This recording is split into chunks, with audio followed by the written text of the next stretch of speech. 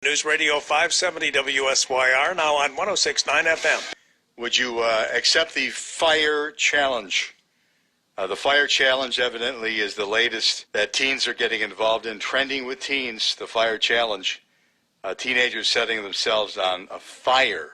Lori Vann is an expert on teens and self-harm. Lori, this was a new one on me. Describe what happens in a fire challenge. Basically, and the idea came from social media, is that the teenager or individual would take some flammable substance such as nail polish removal or liquid fluid or lighter fluid, and they would place it on their chest or whatever body part and then ignite it. And the challenge is to see how quickly they can extinguish the flames before they get too seriously harmed. All right. Now why? Why do they do it? Well, that is a very good question, and I think there are probably multiple reasons for that. It could be everything from it's the dare, it's the adrenaline, the excitement of it, some way to prove themselves, the 15 minutes of fame, or I think it could even be a form of self-injury. As a professional counselor, if you ever had the opportunity to speak with one of these teenagers who've gone through this, maybe you have, what is your goal to get at why these kids do it, and what have you found if you had spoken to some kid who's done this?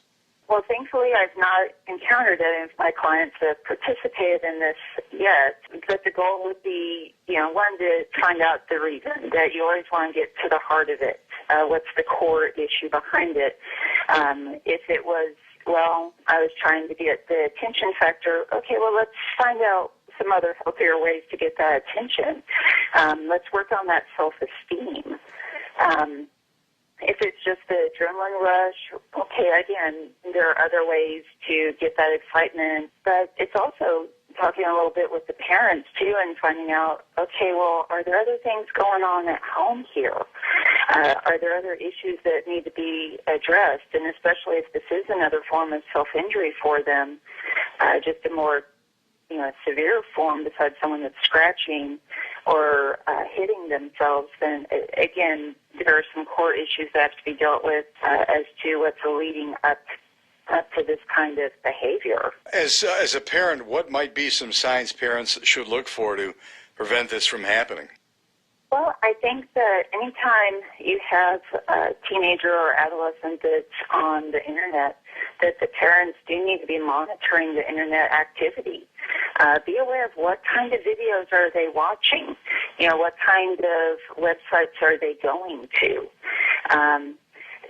See if they're playing around with any particular, liquids. I mean, obviously, if there's no one that smokes in a home and you find lighter fluid, that's going to be a little unusual.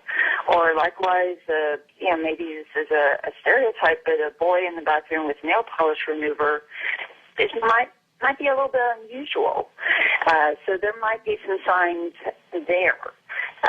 But again, it's just, I think, the more parents can have an open conversation with their kids, be aware of what they're doing, how their life is going. Are they feeling like an outcast? And so are they more at risk for wanting to find ways to fit in with the crowd or find their 15 minutes of fame? Do they have a proclivity to post a lot of videos online anyway, and is this taking it to the next level? Because if they do something daring, they're going to get more likes.